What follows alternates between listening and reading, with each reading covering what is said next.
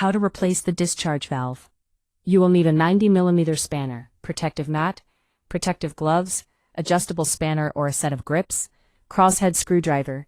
Start by ensuring the water is turned off at the mains. Then place your protective mat under the pan. Flush the toilet, ensuring all of the water is gone. You may need to flush twice. With your hands, remove the seal from the back of the pan.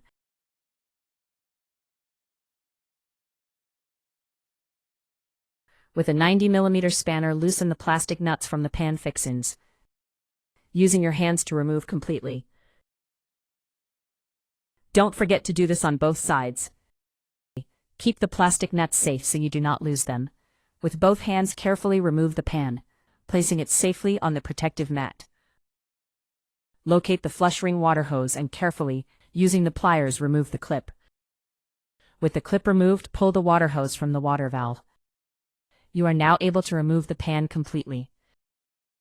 If an isolation valve is fitted to the vacuum pipework, turn the valve off by rotating the handle to the closed position. Locate the discharge vent port and disconnect the hose on top by detaching where the elbow part makes the connection. Using the crosshead screwdriver, remove the 2 screws from either side of the discharge valve housing. Locate the discharge valve and remove by pulling away from the back plate.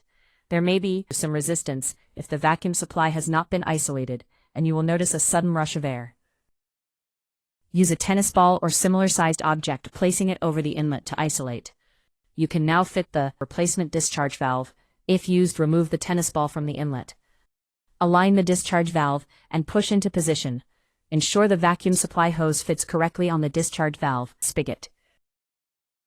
Refit the screws to either side of the discharge valve housing. Reattach the vent hose at the vent port. If fitted, open the vacuum valve by rotating the handle to the open position. Locate and reconnect the water hose to the water valve, ensuring the hose is pushed all the way home. Secure the hose in by refitting the plastic clips. Ensure the clip is tight but do not use excessive force. Lift the pan onto the fixing studs and hold the pan in place. Refit the plastic nuts to each side. Using the spanner, tighten the plastic nuts. Ensure the pan is fitted securely, but do not over-tighten. With your hands, refit the rubber seal around the pan.